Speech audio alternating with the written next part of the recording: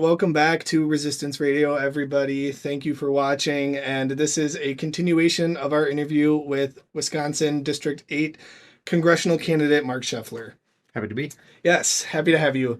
Obviously, kind of transitioning to other sets of questions here, the Democrat in the Lion's Den, Yeah. where you're going to like really red, kind of rural areas. And so tell us a little bit about that. What's the reception been like? And Yeah. So my job is to win. Okay. My job is to win the district, right? Yeah.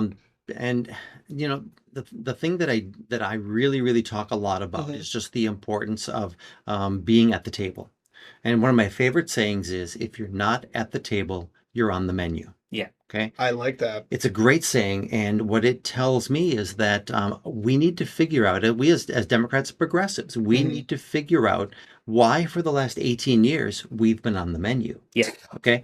And so part of it is that it's a gerrymandered district, Yeah. right? It's a 58-42 gerrymandered district. But I talk a lot about this idea of universalism, right? So ideas that really benefit everyone, right?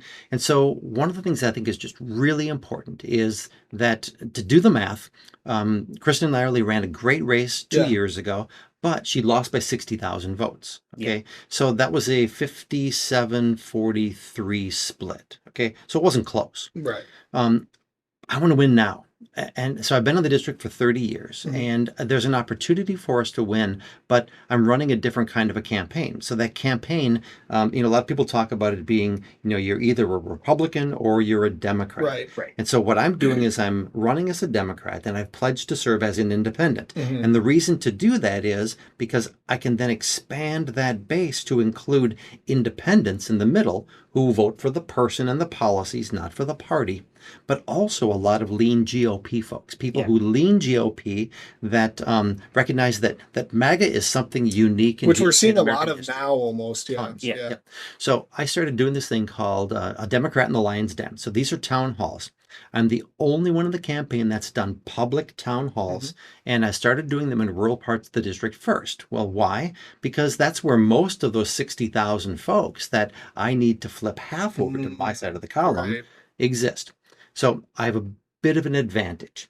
I grew up in a farm family in Marathon County. So it's easier for me to go into these communities and have conversations. And so I always do start off the same way. Like the first one that I did was in Oconto. Okay.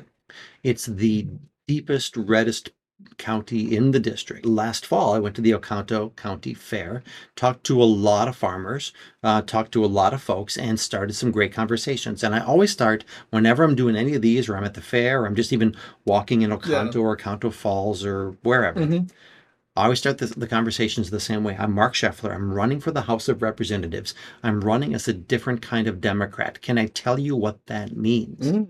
Okay. 99 times out of 100, it'll start a conversation. And so what that tells me is that there are a lot of folks who, like when I was a boy, I mentioned that Dave Obey came to our fair, right? So he was a Democratic congressman, and he was in office for more than 20, 22, 24 years. Oh, wow. Okay. So he was in office for a long time as a Democrat in northern Wisconsin. But somewhere along the line, the Democratic Party decided that rural wasn't going to be a part of their base anymore. And it shifted more towards Milwaukee and Madison. So that changed. And so when I talk to these folks, the thing that I say more often than not is, I'm here promoting an event I'm having at your high school. So it's me going into their community. Right. And so I'm at their high school, and it's a public infrastructure space, and it's something that they're all really proud of. Right. They all love the school. They love the football team. They love the teachers, everything. But what they get to hear from me is that I'm there to start to rebuild some bridges that were burned down long ago. Yeah. When I say that, they just melt. Yeah. Okay. And because it's me saying that, yep, I recognize that there's an issue. The issue isn't on their side primarily. That's not why I'm there. Right. I'm there to have a conversation. And so in Oconto, so the way it works is there's an audience there. And we were expecting this first time, all my high priced consultants, they said, let's just set expectations. You might get 8 or 10 folks that are there. 40 people showed up. Wow. NWBAY showed up, and they did a feature on it. And it was a great evening. Yeah. And in fact, the chair of the Republican Party of Oconto County was there in the room. Socorro? Yeah. So Oh, he wow. came up on stage, asked me a question as well. So there was an audience, there was me and a table, little timer, and then, a group of folks behind, and they would come up one by one. I like introduce that. themselves. Like a lot of things that annoys me about town halls is like it feels like you're not actually with the person Yeah. talking to them. Yeah. So like Yep. coming on stage kind of separates It was that. beautiful. Yeah. So they got to prepare their questions ahead of time. I didn't. So I got to be thinking. Oh, already. okay. So the first question was a young farmer that I met. His name is Emmett Siegler. Okay. And so he's from near Oconto Falls. Mhm. Younger guy's in his 30s, two adorable, beautiful kids. Yeah. And so he actually went to school at UW-Madison Oh. with my cousin Sam. Oh, Okay. Okay, so they're connected. And he starts asking me about farm policy. Well, the next question was a 14-year-old girl who came up and asked about trans athletes. The next person that came up asked about education policy. The next person after that came up, I think that was the chair of the Republican Party. Mhm. He identified himself as such, and I was told ahead of time, that he was going to be there, and like, great, these are exactly the people I need to talk to. Right. Exactly. And the conversation went really, really well. And it was really interesting too because we ran it from 7 o'clock until 8:30. And so the thing was supposed to end at 8:30. At 8:15, I turned it over to the audience. The audience could ask any questions they wanted to ask. So they started talking about immigration, and they started talking about political corruption. Okay. Okay. So those are the two things, and it was all about fairness. It wasn't about racism at all, and it wasn't about the Dems are just awful. It Right, was about representation, and it was about fairness, and it was Feeling about like they're accountability. getting screwed over. Yeah. So it was supposed to end until 8:30. Well, the thing ran till 9 o'clock, and we were having great conversations. At the end, the chair of the Republican Party stood up and said, I really have to give you kudos for doing this, but these are exactly the kinds of conversations that we should be having. Yep. Okay. Well, about a month and a half later, Yeah. there was a farmer from Oconto Falls. He was featured in the New York Times, and he had seen that I did this town hall in Oconto. Okay. And so he was featured in the New York Times. Republican his whole life, voted for Trump. His son Joel voted for Trump. Joel's kids voted for Trump as well. And he was in the New York Times because he was talking about how awful the farm policies were. Wow. Right. So Yeah. we had a conversation. I happened to have his access to his cell phone number, called him up, he answered. And he said, I never answer my cell phone, but this might be a sign from God that we should have a conversation. So I'm like, let's go with it. Yeah. Right? Sure. You know? Why not? It was great. He invited me to come up to his farm. So I visited with him and Joel and 3 boys. Wow. And we had a conversation for about an hour and a half or so. And we talked about immigration policy. Okay. And the conversation, he was really concerned about immigration because in 2006, so this was 5 years after ICE was created, Right. ICE officers showed up along with the Oconto County Sheriff, and they grabbed a guy off the farm and deported him, and then his wife and the kids also left, right? Well, it happened to be that one of the young kids was in high school, and he wrestled with this guy's grandson. Okay, Oh. so there was a personal connection. Right. What I was surprised to hear, it wasn't about racism, it wasn't about money and economics so much, it was about how the Trump policies were treating these folks in such an inhumane way. Right. Wow. Total surprise. That's really Yeah. good to hear. Yeah, that would have shocked me. Yep.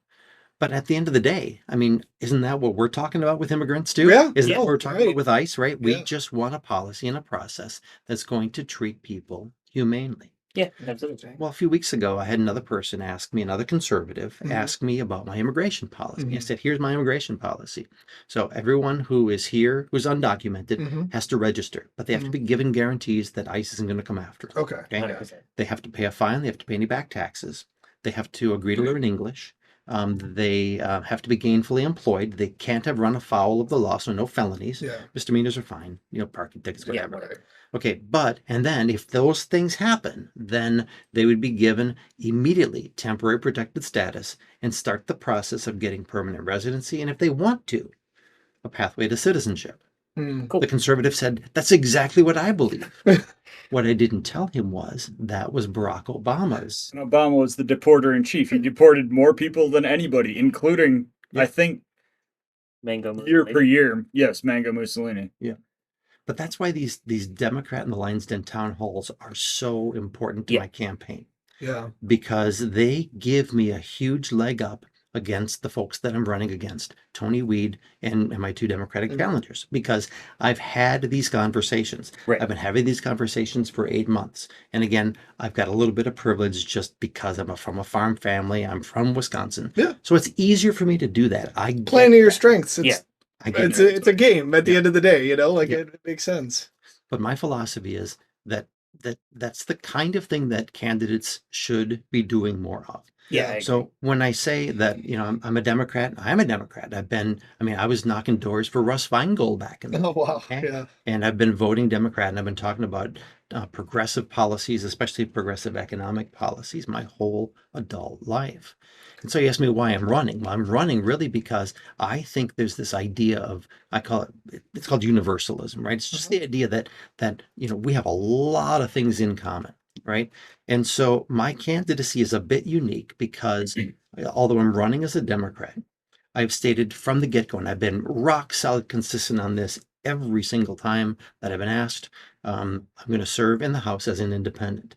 And the Mhm. reason to do that isn't to run away from the Democratic Party, but it's to run towards progressive policies that everyone can benefit from. Yeah. So Absolutely. when I come back to the district, right, I'm not coming back as Democrat Yeah. Rep Sheff. I'm coming back as I'm an independent, which means that I'm building a coalition that we can get stuff done that's going to last, Yeah. right? Because we're building consensus. We can get it passed the right way, not through executive action. We can Right. get these things passed, like the tiny tax, like my plan for universal basic health insurance Mhm. coverage, my plan to end partisan gerrymandering, my plan to build the world's largest renewable biomass market in the Yes, upper love Midwest, that. right? Love So that. these are all things that would benefit so many people. For sure. Yeah. That's what I'm running on. I love that you brought up the running as a Dem and going independent, because that was something that we were curious to ask about. So you kind of preempted that whole thing, because I think a lot I of believe. I think a lot of us, especially more left-leaning folks, see that and initially think that, oh, he's running away from the Democratic, he's going to go towards the more conservative side of being like, almost like a John Fetterman-esque type of like Yeah. Dem. But, we heard it from you. That's not the intent. So that's great to hear. Yeah, that's not the intention at all. Yeah. And there are folks that become super wishy-washy, right? Mhm. So they run as a Dem, and then they don't uphold progressive policies. Yeah. And that's not what people want. No. When people say independent, a lot of times they think it's now inconsistent, right? Yeah. But I've been Yeah. consistent in everything that I've said and everything the way that I'm going to run from day one for two reasons. One, it's the right thing to do, right? Mhm. I mean, to have universal policies. And I think back to this great tradition of fighting Bob La Follette, right? Oh yeah, I love it. Here in the state of Wisconsin, right? So it was an example of a progressive movement that came out of the Republican Party, actually, when the Republican Party was so much different than it is Yeah. today, Yeah. right? Completely. But this progressive movement gave us things that last today because they were universal. Yep. We have a 5-day work week because of Wisconsin progressivism. Mhm. We have a 40-hour work week. We Yeah. have worker protections. Right. We have overtime pay. We have worker safety. We have child safety laws. Right. All of these things that we have today that exist today still that have never been overturned because they benefit the vast majority of folks in our country. Yeah. That's how we govern. Yeah. And that's how we win together. Right. Yeah. There was a logistical thing about the independent, because from what I understood from the the things I've seen of your talks on that, it involved actually actually leaving the Democratic Party to become an independent, kind of like Bernie Sanders. There was an event that I saw where you had answered the question that you weren't going to caucus with the Democrats. That's if not you- true. No, There's a lot of logistical things in there that if you don't caucus with the Democrats, there's a lot that you lose out on. So I just wanted to- totally. Yep. Nope, never said that. Okay, In fact, I've perfect. said exactly the opposite. I will caucus with the Democrats. Fantastic. Yep. I'll get committee assignments from the Democrats. And my pledge is I will always run as a Democrat. Yeah, see, that's different than how I thought it was. So that's great. Again, I love this. I get to learn new things.